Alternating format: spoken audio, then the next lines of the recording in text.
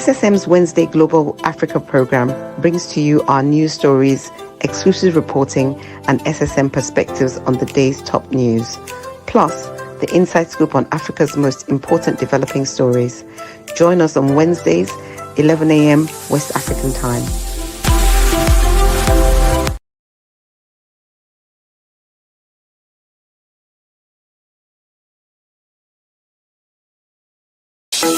In a world where news flies around every minute, you need the ability to relate and connect with what matters and stay up to date.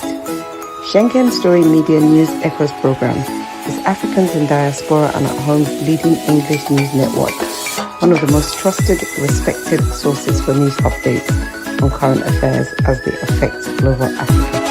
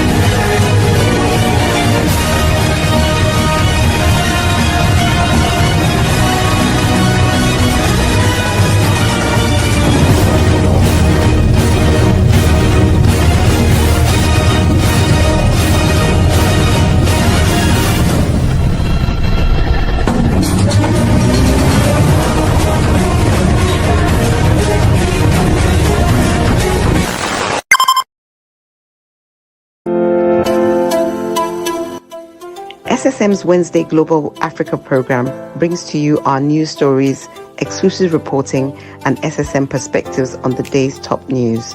Plus, the inside scoop on Africa's most important developing stories. Join us on Wednesdays, 11 a.m. West African time.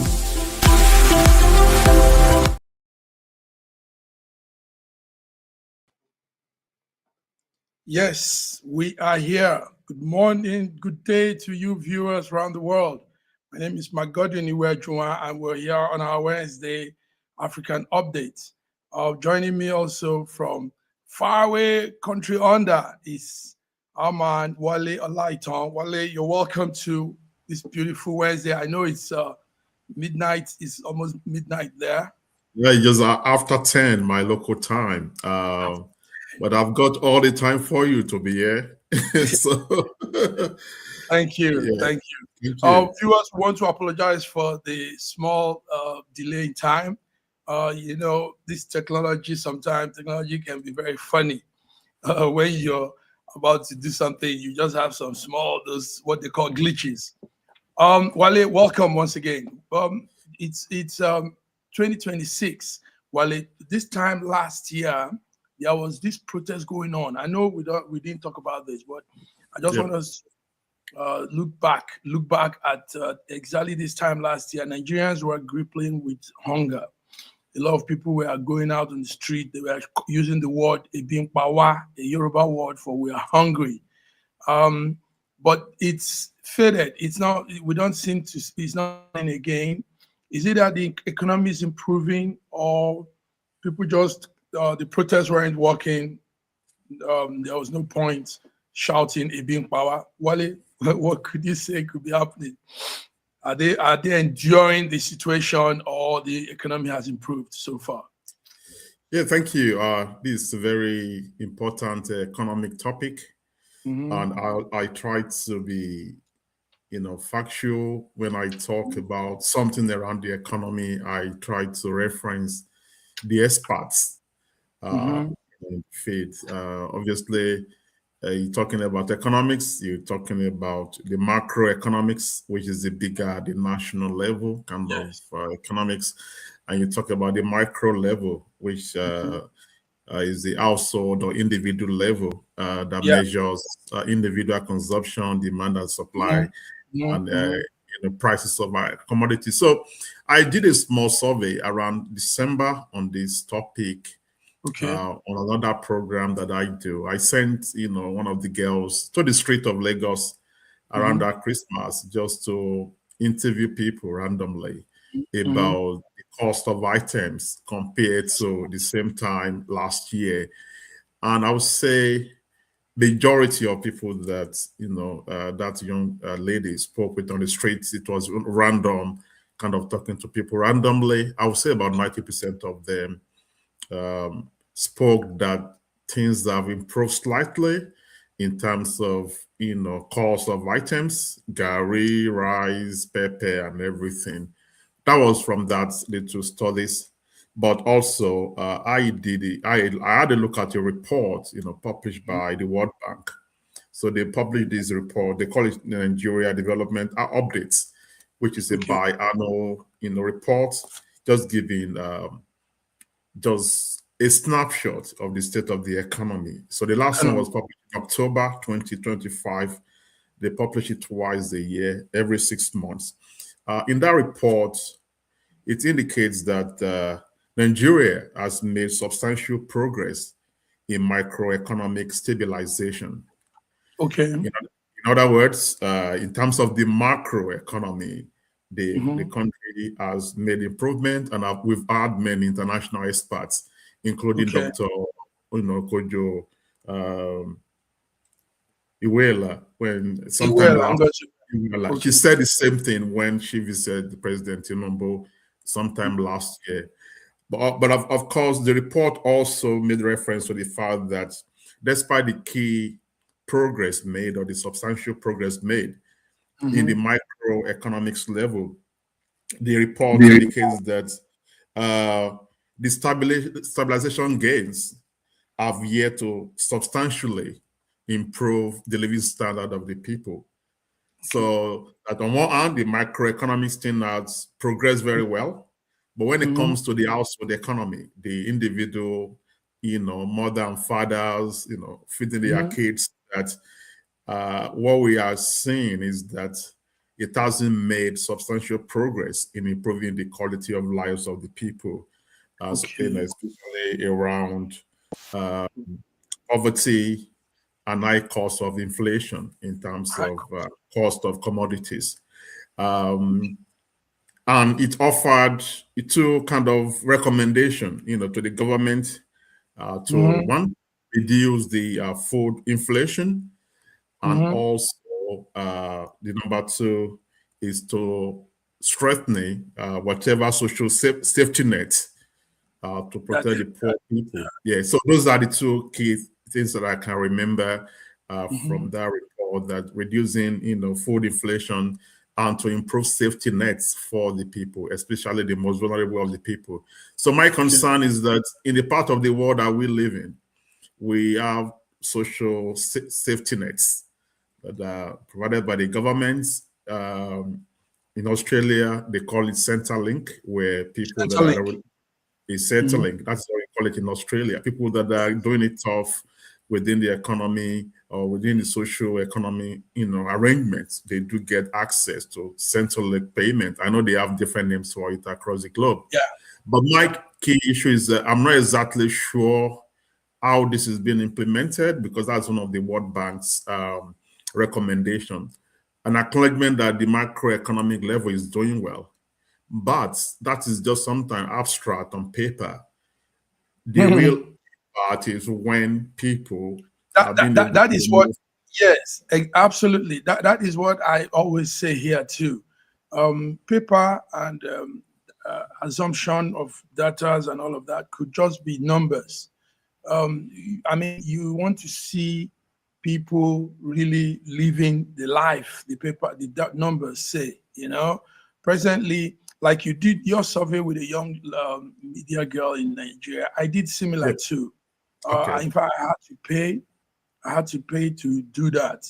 Go around the streets of not just Lagos, most parts of the Southwest, to see how truly people's life were people's life were going. And it wasn't much of, we're asking questions, we were doing street polls, street engagements, and they weren't too much of positive statements economically. But papers will say something else. The numbers will tell us something else. So I think you're right at that point. Thank you, Wale. Well, it's not, it's just a small flashback and looking back at last year's protest of being power. Yeah, so it's not really like what we will come into.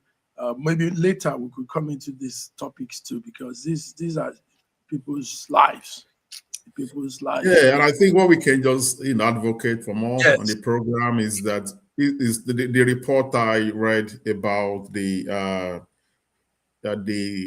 need to make more substantial gains in improving the lives of the people. It's not my report. It is a World Bank report.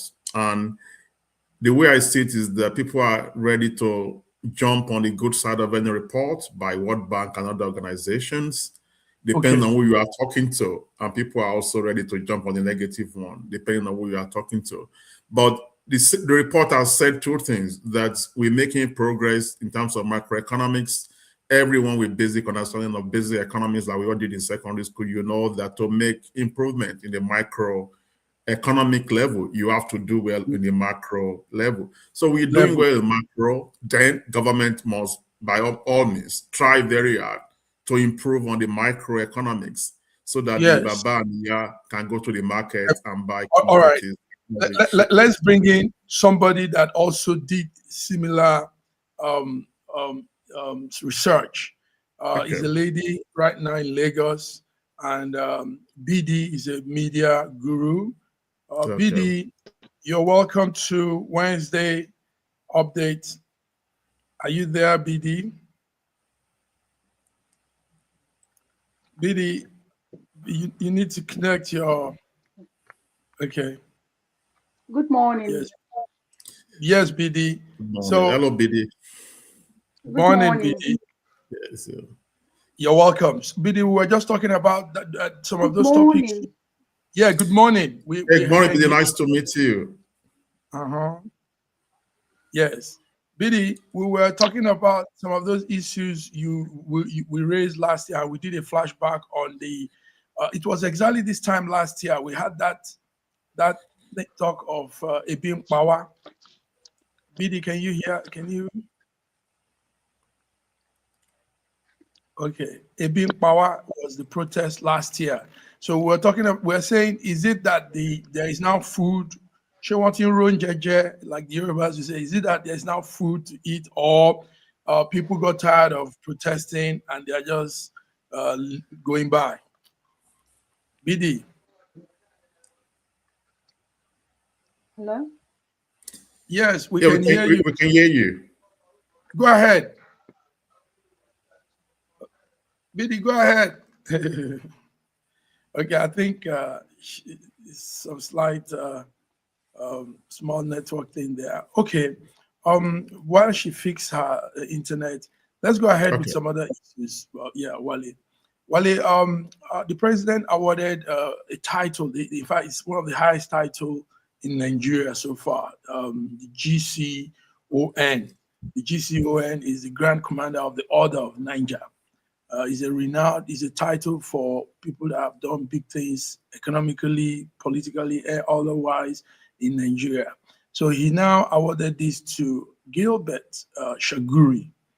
I don't know if you know the story of Gilbert Shaguri. He's a businessman, Lebanese, but I think they say he has Nigerian nationality.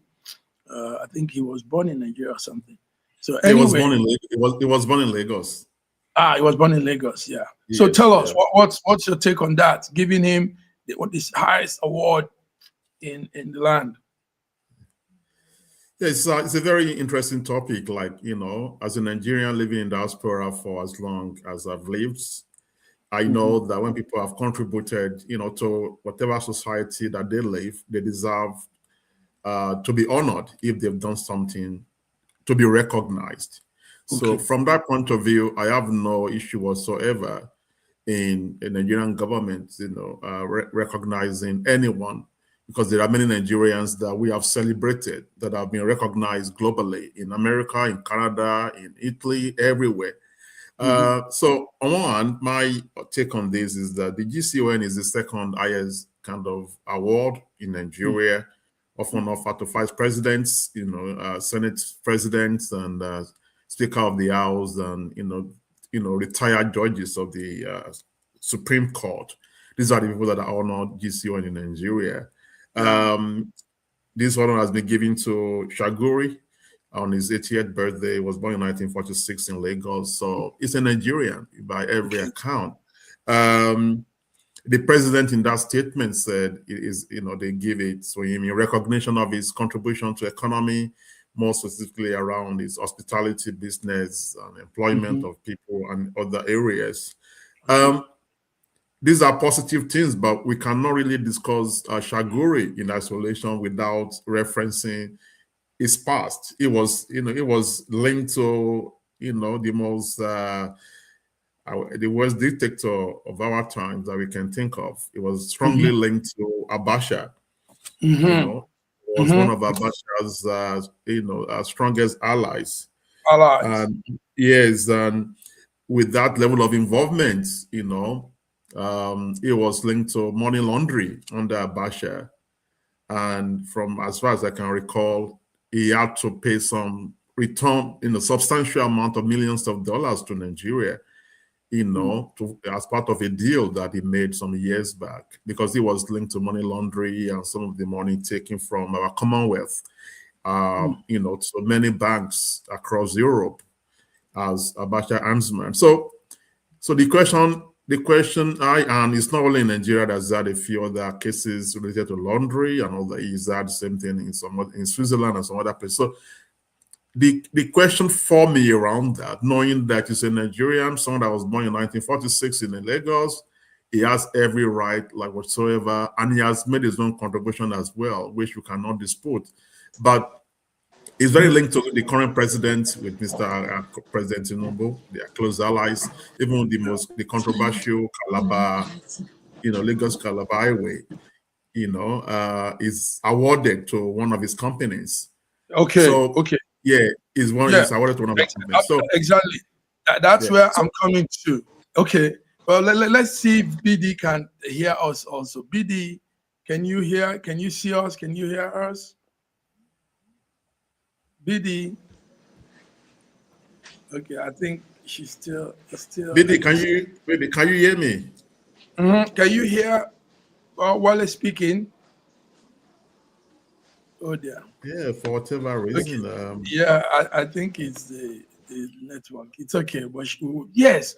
Wale, you pointed out something now. The issue of handling some heavy infrastructure in Nigeria, and he handles that well. It's not bad as he's giving results, but normally I know to give out some of these big contracts, there has to be bidding.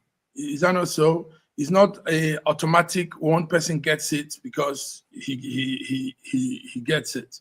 I mean, you have to have several contractors, several proposals, and all of that. Then the federal government chooses who best fits, whose rates or whose proposal fits their what they want. So it shouldn't be an automatic thing because you're my friend, have this contract. What do you say? Yeah, look, I don't know the details. I don't know the details around, to be honest, around the contracts. All I know is I read the story online as well, and I was curious to know more about him, about the award and some of the controversies. So that was what really prompted me to read a few things about him. And when I was reading, it was linked to Eco-Atlantic and some big other businesses in Nigeria, multi-billion dollar businesses, and also the Lagos Calabar Coastal Highway was linked to that. But in terms of the contract itself and the award process or the processes of going through, I don't have any information around that. The end issue that I just want to raise around giving him the second highest honor in the country.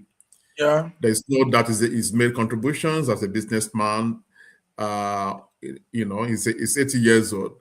But my question is that how are we awarding an award, a national award, to someone that has been linked to serious level of financial issues? It's not just been linked to financial fraud or laundry, but he has equally paid back money to the government under whatever condition to avoid any form of prosecution.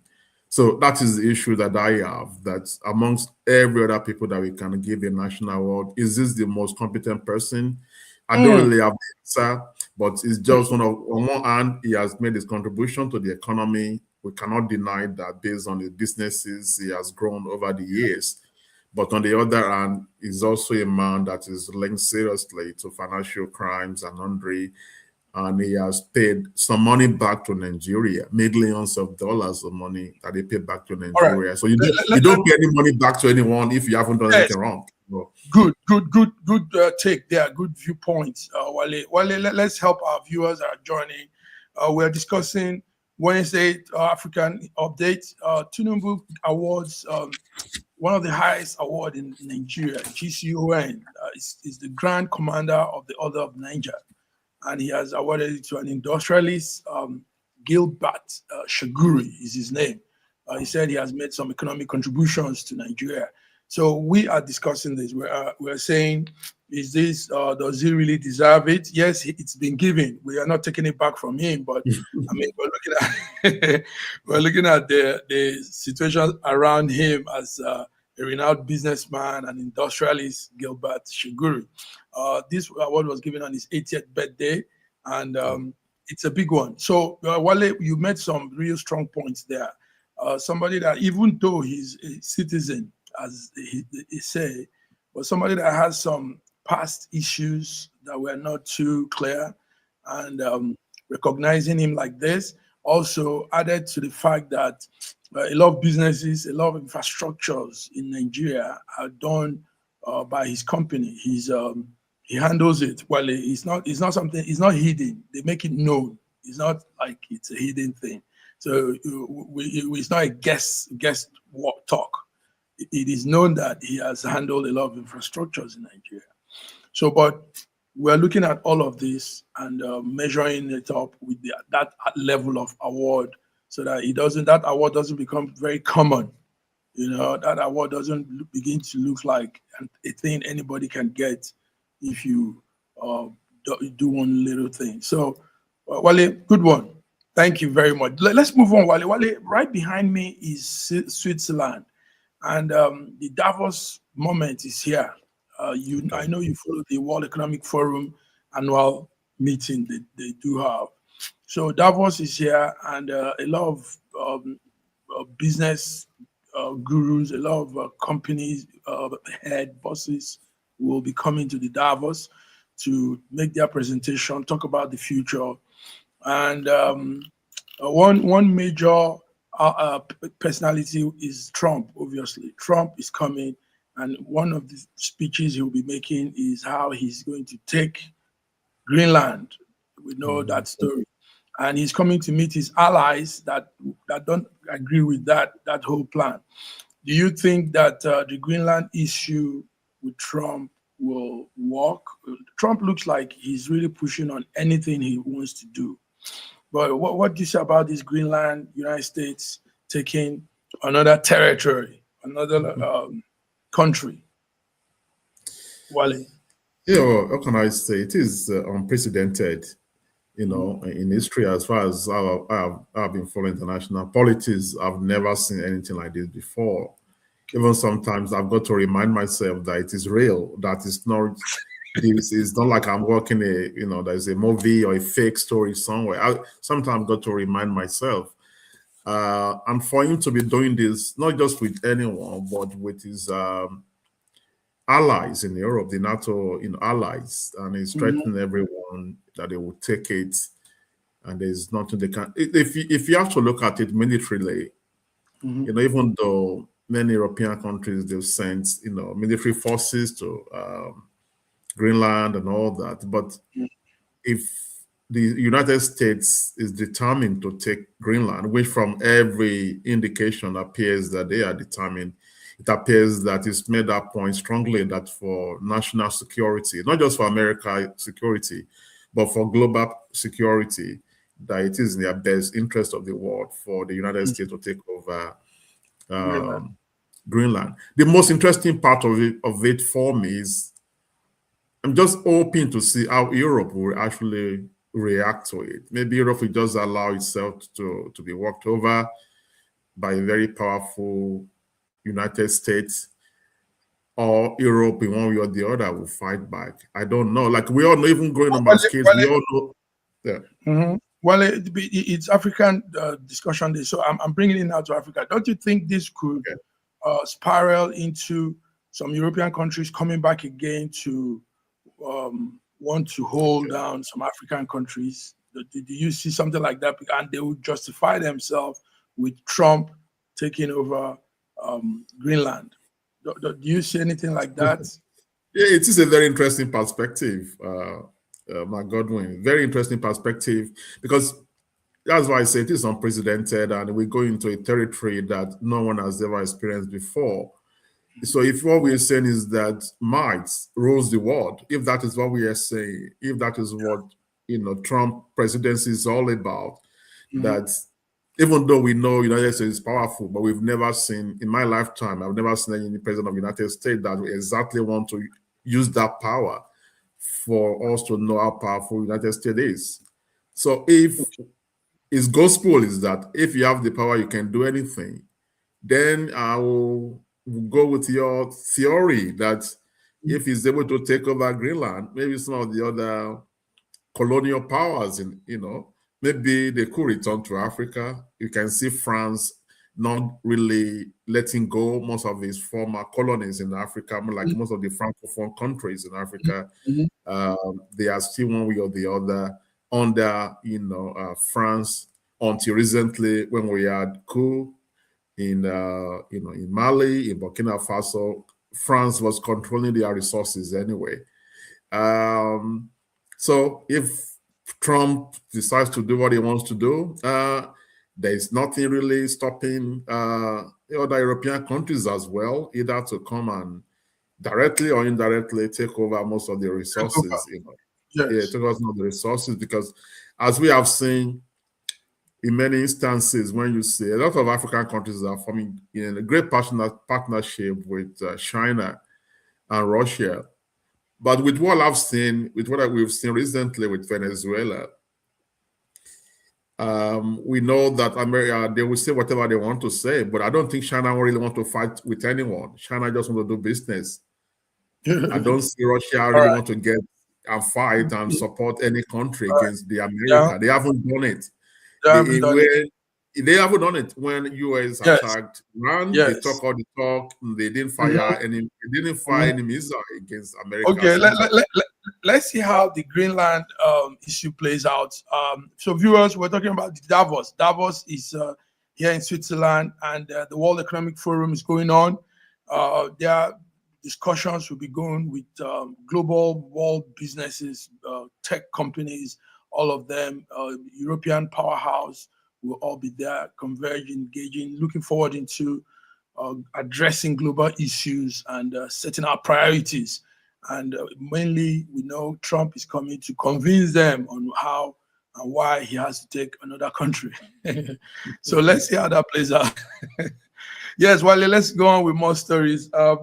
It is an interesting thing to know that the agency called NDLEA had an outing yesterday, press outing, and they said they've arrested so far 77,792 drug offenders. They also said they've seized lots and lots of kilogram of nicotine in the past 5 years. So the boss, the head man, General, former retired Brigadier General Buba Marwa, was saying this. Wale, as a Nigerian, a patriotic Nigerian, we want to see things done well, really. And the drug is one way they've infiltrated our people, the youths. Many people are drug addicted. But this man is doing a great job trying to reduce all of that. What will you say about Buba Marwa handling the NDLEA and all he said yesterday in the press conference? Yeah, thank you. He released big numbers in terms of done, in terms of arrests, in terms of even the amount of drugs that they've been able to seize and taken off from the streets. Every drug taken off the streets is good for the social cohesion, is good for every family, is good for everyone, because every kilogram of drugs on it, if not even a kilogram, whatever the smallest amount of drugs on the street destroys lives, destroys family, destroys marriages. You can't think anything good that comes out of.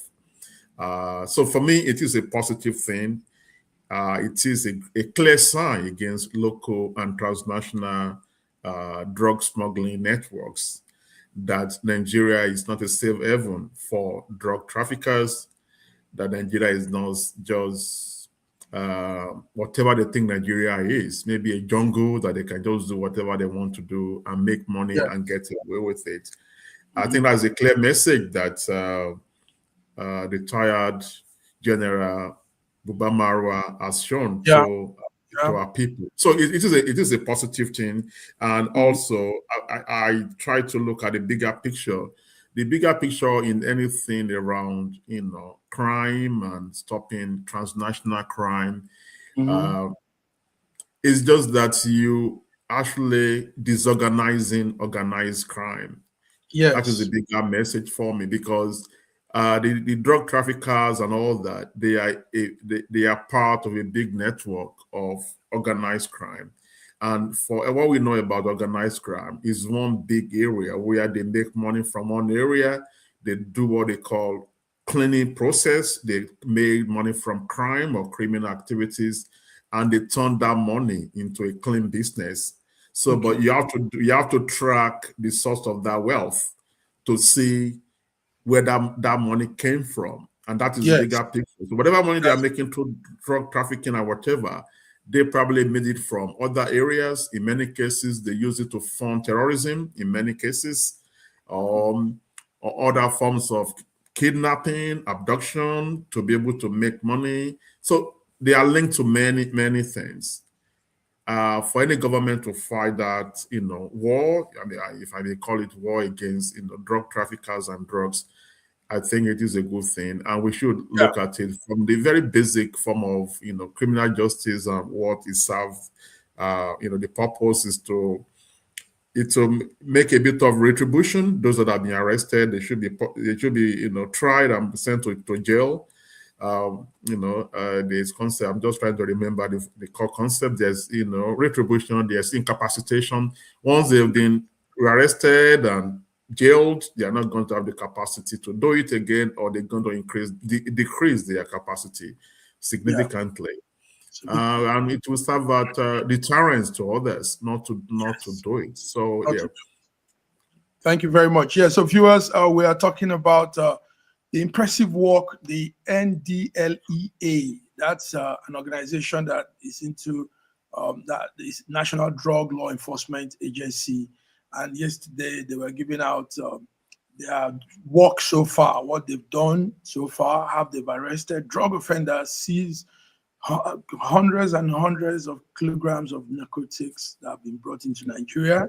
So we want to give it to retired General Brigadier Buba Marwa for the work he's doing with NDLEA, controlling drug. We know, Wale, we know it's hard to really control that, like you said earlier. It's not an easy task because people will want to do drug all over the world. The white people do it, the black people do it, everybody does. Most people get drug addicted. So Marwa is doing a great job there. Yeah, I even think I read something 2 days ago. There was a major arrest. There was a man, Lekon something, Larry or Lekon Jim or something. I read something online. He's been on the run for more than 10 years or so. Yes, 12 years now. Yeah, 12 years on the run. Yeah, that was arrested. I saw that on the news as well. So something positive. Something positive, Wale. Thank you very much. Wale, we are running with the time also. So let's talk about a group of people called indigenous contractors that have been on strike, on protests in Abuja. They've been protesting and saying that government owes them 4.7 trillion in arrears payments for what work they've done. Wale, do you have that story?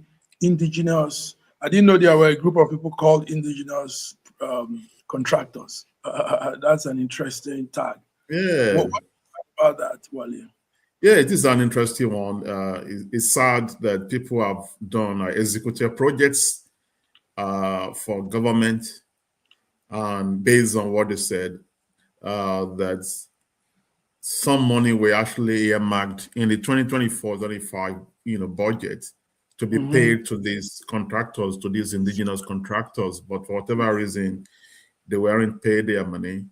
And also, because of that, many of these contractors, they are defaulters to banks. They borrow a significant amount of money as loans to execute projects. They've done a project, they have not been paid. Just reporting what I read something about it in the channels online. They've not been paid their money. Many of them are losing their properties to banks. Banks are taking over as expected. If you default on loan, bank has every right to take over whatever they can take. So the spokesman for the organization said that many of their guys are losing their properties to banks. If you look at that in a bigger scale beyond money, we can look at it in terms of the socio-economic factor. People can get into depression. People can become suicidal because we're talking about significant amount of money. So in total, based on what I read, they are owing all these indigenous contractors 4.7 trillion naira. That is, that's a lot of money. Yeah, that's a lot of money.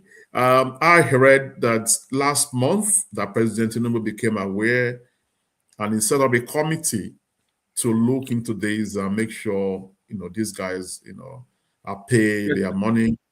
As far as I know, and I stand to be corrected, if there's anyone online watching this program now, you can leave a comment and let us know. As far as I'm aware, I'm not so sure whether that committee has done anything about it. The committee, especially, they want their money paid back. I don't think there's any story about that. That is what they want. And I don't think there's a dispute around whether the government is owing their money or not. Yes. Wale, I like what you just said, the angle you went to on the reaction on these people, because truly the video is just because of time. We might not play the video. Yeah. The video, we saw the men and the people protesting. You will know that they are desperate. They are really going through a lot. And it has gotten up to them at this point. That's why they are also screaming out. So yes, they could be having all of these post-traumatic syndrome, depression, all of it. Depression and all suicidal, because we bring in the national perspective. Yes, go ahead, Wale. Yeah, that's what we do. We bring in the national perspective to this program, and that is what happened in many instances. Like many instances in Australia, when we have droughts that affected farmers and everything, or they have an issue with some big, food supply chain, and they are not getting. Many of them become suicidal, and many of them they kill them. They commit suicide because of the shame of not being able to stay on the land anymore, being like maybe a 4th-generation kind of business, and they are so much in debt they can't continue to do it. They complain about some of these big supply chain not paying them enough money for their produce, and drought, which is is very common here. Like you see people they've had enough and they just take their own lives. I think government should do something about this, because I can see that if you're owing them that amount of money, and I'm saying no one has come out to dispute what they said, that they are owing 4.7 trillion naira. They have to do something about it. They have families, they have kids going to school, they have kids going to university, they have people relying on them, and they should be paid, especially for many of the projects. They said some of the projects that have been actually commissioned, they were executed projects, and they have been commissioned. So why are you not paying them their money? Why are you not paying them their money, Wale? That's serious. Federal government, please, President Tinubu, we are calling you out to come to the plight of these indigenous contractors, they call them. Obviously, they will have their papers, proof of business they've done, transactions and payments and everything. So those papers should be made available so that government can look into their story. Wale, let's run down to an interesting story again. Malami, the former Attorney General of the Federation, Malami, it looks like he's not sleeping now, because he was released last time and they've arrested him again, and this time the charges are real strong. They're very strong. He's in financing. Wale, tell us, what's the story on what Malami? Yeah, look, it is a very sad development, my Godwin, to even think about it. This guy was the country's Attorney General and the Minister of Justice. That's the highest position in terms of law and order in the country. Yes. To see that same person going through, being remanded in prison custody, going to courts for, a lot different charges. He had issue with the FCC to the tune of 88.7 billion naira. That was the initial charges he was facing with all these, all these economic matters that he was facing. A lot of money in terms of the allegation. We're saying there is an allegation, but it's a substantial amount of money, 88.7 billion naira. And to now think of that, now moving to the current charges, or the current, allegations. The number one, that there was a list, released by UAE officials as part of their collaboration with Nigeria in fighting terrorism. So there was a list of 6 individuals that was handed over to him as financiers of terrorists or terrorism in Nigeria. He didn't do anything about that list. some of these men were linked to Boko Haram and some of these other, terrorist organizations. Under his watch, when it was, the Buhari's minister, he did nothing with that list. And also, it's not just about just, not doing anything with that list. Himself, he has been linked to, financing terrorism. So these are serious, charges. Serious charges, Wale. Serious Yeah. charges. And I think there's gone some armed possession too. Is that, did you Yeah, get that? from what I read online. And for me, the most serious indictment is, I think it's a serious indictment on the country. The indictment is that up till about 2 years ago, this man was the number one person in terms of law in the country, the Attorney General and Minister of Justice. So you cannot talk about law and order. This man was that person responsible for law and order in the country up to about just 2 years ago. And the same man is now facing all these charges. It is a serious indictment on the country. And I think our politicians, regardless of the affiliations they have with their colleagues or their friends, political, and they should just try and do us good favor when they are picking whoever, even if by zoning arrangements. Even if by zoning arrangement, at one position goes to whatever zone, it comes to Yoruba person in Southwest, or it goes to Igbo man in Southeast. Please look around. I'm sure there's better qualified people. They are across all the regions in Nigeria. Let's even assume that the zoning thing is beyond our power, that the powerful people, they make those decisions. But do us a favor, go to wherever they zone that position. Look, you will see a better qualified, competent person. Pick that person to do the job. Wale, you can't say, in fact, these words are too strong and it should be said out loud. We have countless noble men and women in Nigeria that nobody looks to. And it's sad. That's why we want to use this channel to be speaking out. Soon we'll be having conversations with some politicians and all of that, because we can't have this situation of square peg in a round hole. People that don't know. Do you know? It's not. I'm not trying to yap him now, but do you know this man's qualifications are not too strong? It is more of the Islamic. There's nothing wrong with Islamic studies anyway. Studying in. But it's more of that space, Islamic universities, Sharia law kind of. Can you imagine? Okay, Wale. Yeah, we have better. We have better. If you're really serious about Nigeria moving forward, beyond just the rhetoric, you have to look wherever. Yes. Even if you son into my hometown, let's even you son into my hometown in Ogun State. For argument's sake, I'm sure if you ask people to parade certificate, you will see more than qualified people that will be able to do that. If they zone it, okay, my Godwin, let's go to your country, your state in Southeast Nigeria. Let's get. I'm sure by the time you ask people to bring all their certificates and skills and knowledge, you will see hundreds of people. So why do you not go and pick someone that is, Sharia law, all these things, and while we should also be looking at the diaspora. Many Nigerians in the diaspora have a lot of input they can do for our country, Nigeria.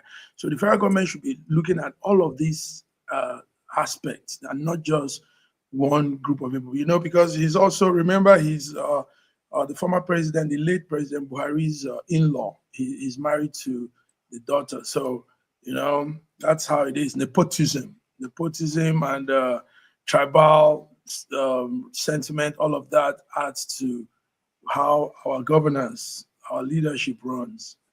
Wale, thank you for that. Thank you very much. So viewers, we're talking about the former AGF Attorney General of Nigeria, Malami, being reprimanded again at the Kuje Correctional Center. I think he has been released yesterday morning or something, but he's because he met the bail charges. But the situation is he has more cases to answer, heavy indictment on him, like you said, Wale, and we hope to know more of those stories as we go by. Well, let's round up with a not too pleasant story close to me here. Spain. Spain is in Western Europe. During the weekend, there was an accident, a train derailment in Spain, killing 40 people. Now, yesterday again, another second derailment, and now this one he killed the driver of the train and 20 people injured. But as at this morning, I heard it looks as if there will be more deaths because the injured were really, really injured. Wale, is it that the control room for these fast trains have lost control? What could be happening to train? Control room to the train lost control. Yeah, look, they say sad news make global headlines. I heard about it. It was widely reported here locally on my local TV station. The first one, as reported, two fast trains, collided. That was the one that happened, I think, on Sunday. And unfortunately, 2 days later, as just McDonald just reported, there was another case, that happened. And look, it's for me, it's one of those humbling situations that it humbles even the greatest nation on earth, because when accidents like happen, people have different views, and people can start to, I guess you can imagine if, again, condolences and sympathies to the dead and their families, and so not trying to in any shape or form to trivialize what has happened. But I couldn't stop thinking about Nigeria, that if whatever happened in Spain in the last couple of days actually happened in Nigeria, the kind of commentary that you see online and everyone wants to really, I think, blame everyone. I have more details about this. I can't really see whether the outcome of the investigation. I was following news that they found something on the track, that maybe something fell off somewhere. But I think for me, it's just a reminder that, accidents can happen anywhere, anytime. And all we can do is just to whatever agency is responsible for it. But one thing I know that is different here: whatever agency that is responsible, there won't be any cover-up. They will investigate thoroughly, and they will release necessary reports. And if people are found to have compromised the system in any shape or form, I'm very sure that they will pay for it. So that is what we're trying to promote here as well, that, in a sad situation like we had about 3 weeks ago, the Attorney Joshua and his friends, that they tragically lost their lives, though you're not comparing the two, but the young man, I think the driver was in court 2 days ago or yesterday. They took him to the accident scene. Yes. Everything based on all the reports, the surgeon was the drivers was actually responsible for the accident, but it's a matter before the court of law, so we hope to get updates from the court. Thank you very much, Wale.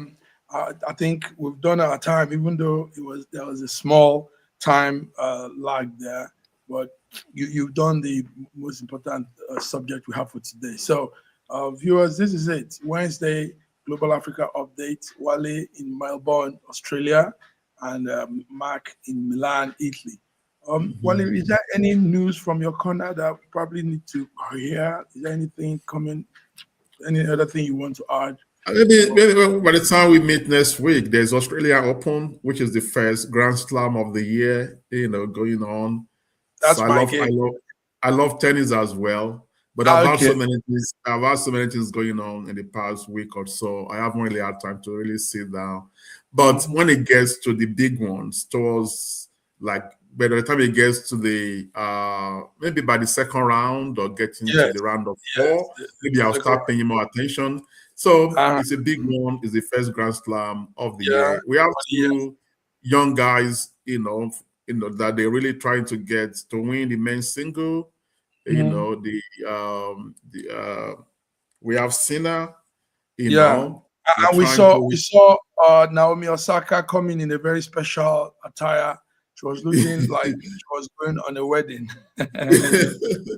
So I'll bring you more updates. I think that's what I can think of that is going outside politics and everything. I think that's just the first Grand Slam of the year. Alcaraz he said some few days ago that his plan is to win the Australian Open, and he intends to win the major, 4 Grand Slams of the year. He intends to win it. That is his plan for this year. But I don't think Sina is gonna take it easy with him. And it's happening right by your corner there in Melbourne, Yeah, it is right. It is nice. Right there in Melbourne. Nice. Yeah, it is a sport that I develop interest very late. That I develop, and I think it's because they do the Australian Open. Like it's not like any sports, about it here and there, but up to the time that I actually moved to Australia, I can't remember actually sitting down to actually watch a game of tennis from beginning to the end.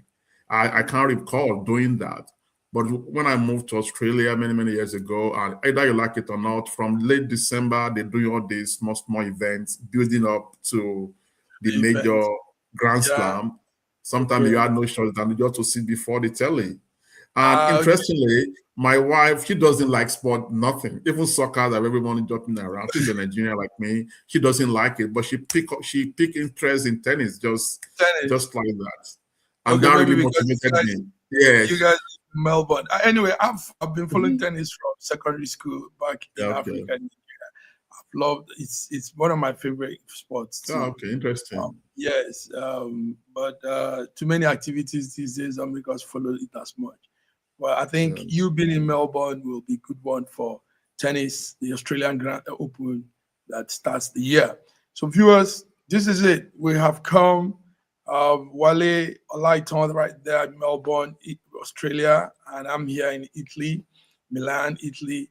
I think there's so much more to talk about on Friday. We need to know the outcome of Davos, what Davos will be coming up with. We heard more things will be happening in Davos, and probably they will take it from Davos to France for the G7 summit, maybe like is being speculated.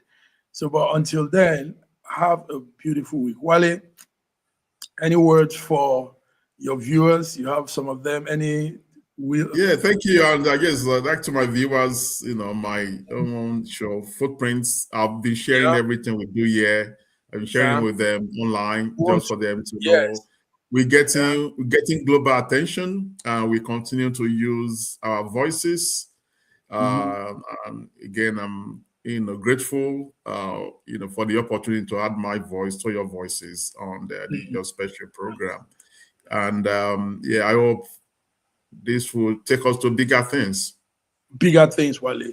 All right, Wale. Thank you very much. So have a great night there. It's midnight, so go rest until we come again next week.